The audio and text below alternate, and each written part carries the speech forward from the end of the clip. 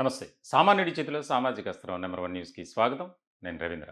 ఆంధ్రప్రదేశ్‌లో 2019 నుంచి 2024 వరకు జరిగినటువంటి అవినీతి, అక్రమాలకు సంబంధించి చాలా సీరియస్‌గా ఫోకస్ పెట్టింది కూటమి ప్రభుత్వం. ఇప్పటికే అనేక అంశాలకు సంబంధించి విషయాలు చాలా ఆసక్తికరమైన, ఆశ్చర్యకరమైనటువంటి విషయాలు ఒక్కొక్కటిగా బయటకొస్తున్నాయి. అధికారాన్ని అడ్డుపెట్టుకొని అడ్డగోలుగా అవినీతికి, అక్రమాలకు పాల్పడినటువంటి వారి జాబితా పెరుగుతూ వస్తుంది. ఇలాంటి క్రమంలోనే తాజాగా మాజీ మంత్రిపై కేసు నమోదైంది. ఆయన్ను రేపో ఎల్లుండో అరెస్టు చేసే అవకాశాలు కూడా మెండుగా ఉన్నాయి. స్పష్టంగా తెలుస్తుంది. కాకాని గోవర్ధన్ రెడ్డి. ఆయన వైఎస్ఆర్‌సీపీలో ఒక కీలకమైనటువంటి నాయకుడిగా ఉన్నారు.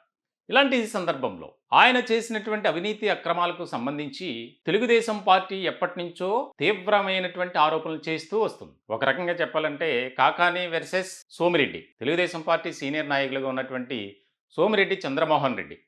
ఆయన ఎప్పుడూ కూడా కాకాని గోవర్ధన్ రెడ్డి చేసినటువంటి అక్రమాలు ఇవి. ఆయన అనుచరులు ఏ రకమైనటువంటి అవినీతికి పాల్పడ్డారో ప్రతీదీ కూడా ఆయన పెద్ద ఎత్తున ఆరోపణలు చేస్తూనే ఉన్నారు. అదే క్రమంలో రాష్ట్రంలో ప్రభుత్వం మారింది.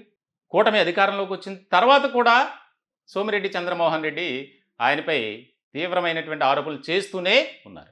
ఇలాంటి సందర్భంలో తాజాగా ఆయనపై కేసు నమోదు చేశారు. అక్యూజ్డ్ నెంబర్ 4 అంటే A4గా ఉన్నారు. దాదాపుగా 250 కోట్లు విలువ చేసేటువంటి ఖనిజ సంపదను దోచేశారు అనేది. నెల్లూరు జిల్లా అంటేనే ఒక రకమైనటువంటి ఆ యొక్క సంపదకు, ఖనిజ సంపద కానీ రకరకాలుగా అక్కడ ఉన్నటువంటి వనరులు కోట్ల రూపాయలు తెచ్చిపెడుతుంది.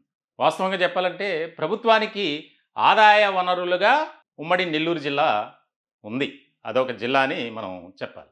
ఇలాంటి క్రమంలోనే పొదలకూరులో ఖనిజ సంపద అడ్డంగా కాకాని అండ్ బ్యాచ్ దోచుకున్నారు. దాని విలువ అక్షరాల 250 కోట్ల రూపాయలు అనేది ఇప్పుడు ప్రాథమిక విచారణలో తేలింది. మొత్తం ఈ వ్యవహారంలో 9 మంది నిందితులుగా ఉన్నారు. ఇప్పటికే 2ని అరెస్ట్ చేశారు పోలీసులు. ఈ అరెస్ట్ చేసినటువంటి సందర్భంలోనే వారిచ్చినటువంటి కన్ఫెషన్ రిపోర్ట్ ఏదైతే ఉందో ఆ రిపోర్ట్లో కాకాని వ్యవహారం తేటతెల్లమైంది. ఎప్పటి నుంచో ఆరోపణలు వస్తున్నాయి, విమర్శలు వినిపిస్తున్నాయి. కానీ ఎక్కడా కూడా ఆయన తప్పు చేశారు, క్రైమ్ చేశారని ఎస్టాబ్లిష్ చేయలేకపోయారు. ఇప్పుడు అది నిర్ధారణ అయింది ఈ కేసులో A4.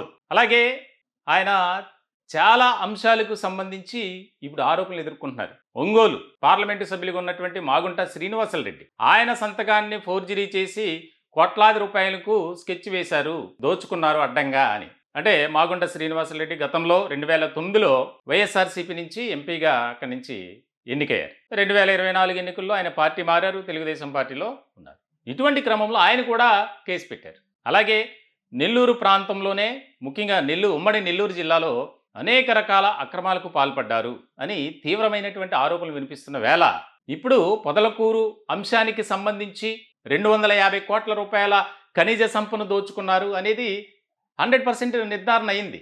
ఇప్పుడు దీనికి అనుబంధంగా మరికొన్ని కేసులు అంటే రానున్న రోజుల్లో 2-3 రోజుల్లో ఇంకా ఆయన ఇబ్బందికరమైనటువంటి పరిస్థితుల్లోకి వెళ్తారు. ఎందుకంటే ఇప్పుడున్నటువంటి పరిస్థితులను కనుక మనం పరిశీలిస్తే ఈ కేసులో కాకాని గోవర్ధన్ రెడ్డిని పోలీసులు అరెస్టు చేయక తప్పదు అనేది వినిపిస్తుంది. ఎందుకంటే 250 కోట్ల రూపాయలు విలువైనటువంటి సంపద అది రాష్ట్ర ప్రభుత్వానికి ఆదాయం రావాలి.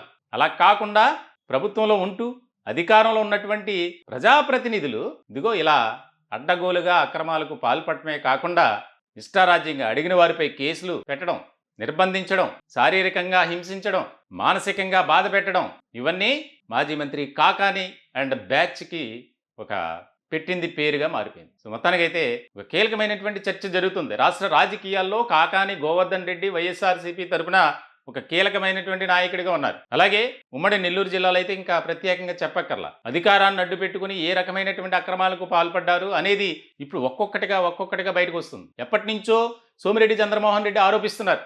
ఆయనపై విచారణ జరిపించండి, ఆయన చేసినటువంటి అక్రమాలను బయటికి తీయండి, అవినీతిని బయటికి తీయాల్సిందే, లెక్క కట్టాల్సిందే. ఆయన ఎంతైతే అక్రమంగా సంపాదించారో, ప్రభుత్వ ఆదాయానికి గండి కొట్టారో అది తిరిగి ఆయన ద్వారానే చెల్లించేలాగా ప్రభుత్వం చర్యలు తీసుకోవాలి అని ఆయన ప్రధానమైనటువంటి డిమాండ్. మరి పోలీసులు ఏ రకమైనటువంటి చర్యలు తీసుకుంటారు? రాష్ట్ర ప్రభుత్వం కూడా విజిలెన్స్ అండ్ ఎన్ఫోర్స్మెంట్ ఇచ్చినటువంటి ఆ నివేదిక ఏదైతే ఉందో ఆ నివేదికను ఆధారంగా చేసుకుని మరి ఆయన విషయంలో ఏ రకమైనటువంటి స్టెప్ వేస్తారనేది చాలా కీలకమైనటువంటి అంశం. ఈ టాపిక్ పై మీ విలువైనటువంటి అభిప్రాయాలు, సలహాలు, సూచనలు కామెంట్ రూపంలో తెలియజేయండి. దయచేసి మా ఛానల్ని సబ్స్క్రైబ్ చేసుకోండి. Thank you.